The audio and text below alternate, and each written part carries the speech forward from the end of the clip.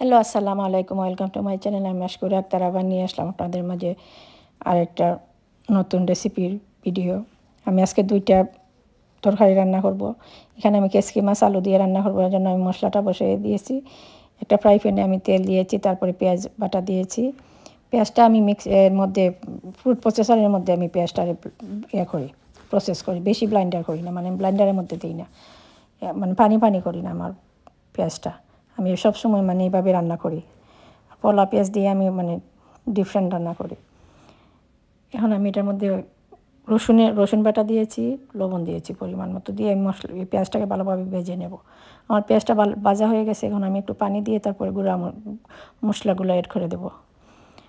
এখানে আমি ধনিয়ার গুঁড়ো দিয়েছি, তারপরে দিচ্ছি মরিচের গুঁড়ো, অল্প মরিচের গুঁড়ো দিয়েছি, তারপরে দেব হলুদের গুঁড়ো, তারপরে দেব একটু জিরার গুঁড়ো। আমি মাছের মধ্যে জিরার গুঁড়ো একবারে কম দিই, মাঝে মধ্যে আমি দিই না। তারপরে আমি আলু দিয়ে রান্না করবো, এর জন্য একটু দিয়েছি।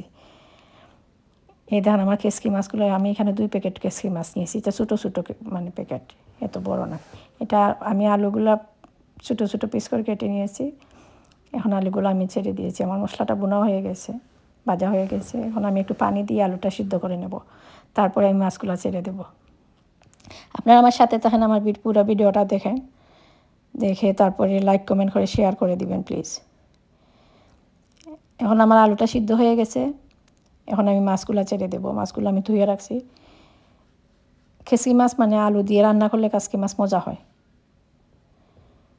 মানে সবাই তো রান্না করে ডিফারেন্ট ডিফারেন্ট, মানে কীরকম রান্না করে, আমি কীরকম রান্না করি তাই আমি আপনাদের সাথে শেয়ার করি। সব কিছু তো আমি শেয়ার করি, আমার ভালো লাগে আপনাদের সাথে শেয়ার করতে। মনে হয় আমি আপনাদের থেকে ডিফারেন্ট রান্না করি, আমার কাছ থেকে কিছু শিখতে পারবেন, তাই আমি শেয়ার করে দিই। এখন আমি মাছটা ছেড়ে দিয়েছি, এখন আমি অল্প পানি দিয়েছি। পানি দিয়ে আমি এটার মধ্যে এটা একটু জাল দিয়ে দেব, মানে কাঁচামরিচটা দিয়ে তারপরে আমি একটু জাল, মানে মাছটা বোনা হয়ে গেলে তারপরে আমি এটা দিয়ে দেব, ধনিয়া পাতাগুলো ছেড়ে দেব।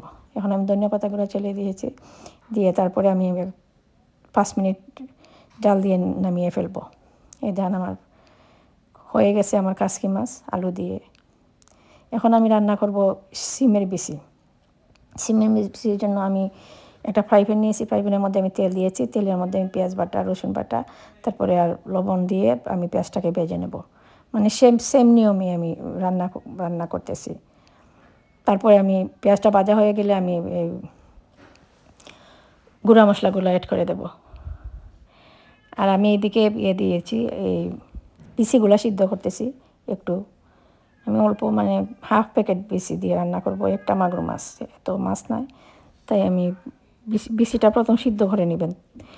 সাধারণত সিমের বিচির মধ্যে মানে বনের মতো একটা ঘাসের গন্ধ করে, তাই বিচি কোনো দিন আনা সিদ্ধ রান্না করবেন না। সিদ্ধ দিয়ে পানিটা পেলে তারপরে রান্না করবেন, মানে বেশি সময় সিদ্ধ করবেন না। এটা তো সিমের বিচি বুঝে নেই কীরকম সিদ্ধ করতে হয়। এখন আমার মশলাটা কষিয়ে নিয়েছি, কষানো হয়ে গেছে। এখন আমি সিমের বিচিগুলো ছেড়ে দিয়েছি। সিমের বিচিগুলো আমি মানে জাল দিয়েছি 10 মিনিটের মতো। এখন আমি মাছগুলো ছেড়ে দিয়েছি।